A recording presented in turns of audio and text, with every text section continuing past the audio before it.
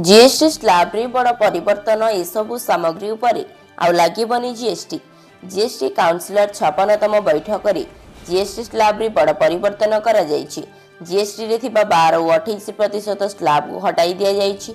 एहा बदल रे 5 और 18% स्लैब लागू हेबो, जहा फल रे अत्यावश्यक सामग्री सस्ता हेबो।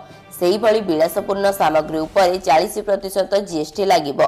बैठक पर केंद्र अर्थमंत्री निर्मला सीतारमण कहिसंती देश रे साधारण लोकंग हित को दृष्टि रखी एभली निष्पत्ति निया जायछि। सेप्टेम्बर 22 तारिख रु निर्धारित जीएसटी लागू हेबो।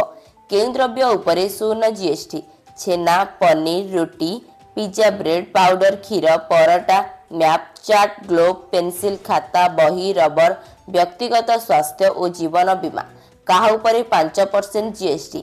मुंडरे लगाइबा तेल, शैम्पू, साबुन, साइकिल, टूथपेस्ट, नमकीन, bhujia, pasta, noodles, chocolate, coffee, ghee, लहुणी, सिलाई मेसिन और पार्ट्स, नैपकिन, क्लिनिकल ट्राइपर, छोट पिला क्षीर खुआइबा बॉटल, ट्रैक्टर टायर और पार्ट्स, निर्दिष्ट जैविक सार, चाष कामरे लागुथुबा मेसिन, थर्मोमीटर, मेडिकल व्यवहृत ऑक्सीजन, डायग्नोस्टिक किट, ग्लूकोमीटर काहा उपरे 18% जीएसटी।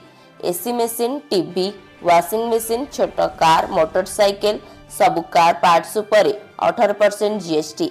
पेट्रोल, एलपीजी और सीएनजी कार, 3 चकिया यान, सामग्री परिवहन करुथिबा गाड़ी, डीजेल चालित गाड़ी, मॉनिटर और प्रोजेक्टर उपरे लागू हेबो 18% जीएसटी।